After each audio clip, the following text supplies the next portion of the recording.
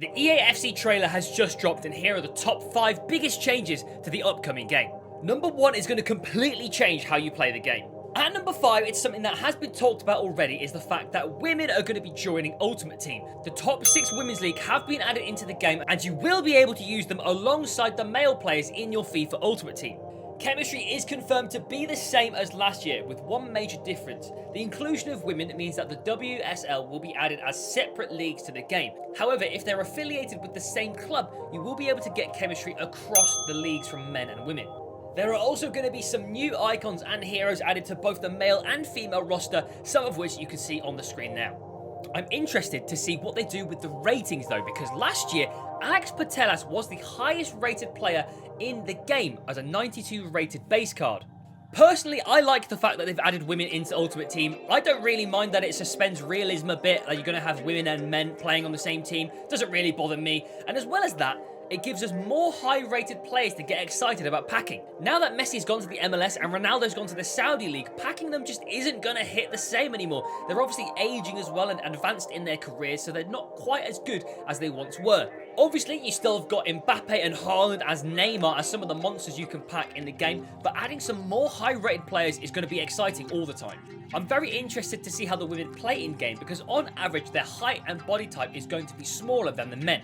Typically, however, this means that those players play better. The smaller players will always dribble better than the larger ones, so maybe women could be the new meta in the upcoming EAFC game. At number 4, we've got several new card types which have been released. If you pre-order the game, you get all of these bonuses, so you get a free Team of the Week player with the design looks very clean, and you also get a Nike Ultimate Team campaign loan player for 24 matches. I assume this is going to be one of the first promos they release. It might be similar to the Adidas Numbers Up promo, mainly in that it's going to be Nike sponsored players. I don't know if they'll do the exact same thing where they gave you a stat which was increased over time, because that wasn't really the best thing because it didn't really fit the power curve of the game last year. As well as that, we get access to Nike Ultimate Team campaign. This is under wraps at the moment. We don't really know what this is about. I assume it's going to be something like the season progress like we had this year, where you can get objectives and get experience points which may unlock certain things along the way.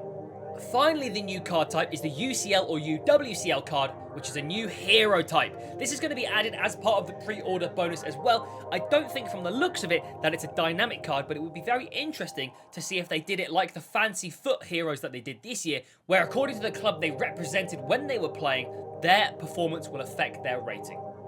At number 3, there are some huge quality of life changes to save you time when you're playing the game. The Australian Foot Store has got this picture here, and it says that the claim all objectives is going to be added, so you don't have to go through every single objective painstakingly accepting them all. You can just do it all at once, which is so much better. As well as that, player position modifiers literally only lasted 1 year. They're already going to be removed from the game, so you don't have to spend boatloads of money. They basically made them free at the end of FIFA 23 anyway, by giving you 5 free ones every day, but now you just don't have to use them at all. They've also improved the chemistry for icons. They haven't specified exactly what they're going to do. Currently, icons give you 2 of their current nation.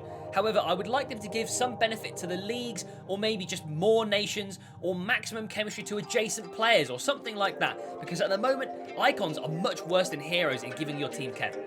At number 2, one of the biggest changes is the play styles. This is something that has been added to all of the cards. It looks like it is to replace the trait attributes. It says here they go beyond attributes and football ratings, equipping footballers with their signature abilities so you can build your squad.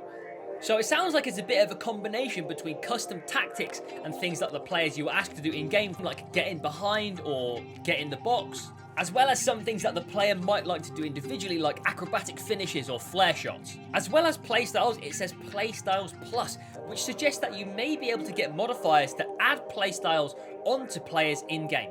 Playstyles may end up being something that you can find in packs, and they might replace the position modifiers that we're going to be losing next year.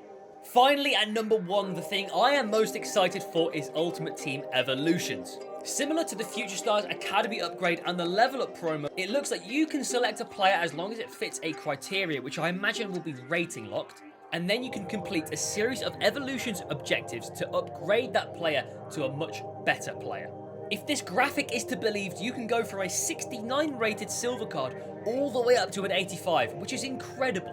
This is going to give you something incredible to grind at the start of every FIFA, and you can start with a bronze and silver team and upgrade them all the way up to gold cards. There's no confirmation if there's a limit to how many cards you can do this with and how many times you can do it throughout the year, but this is something that I'd love to be able to see scaling throughout the year, that you can make that player better and better.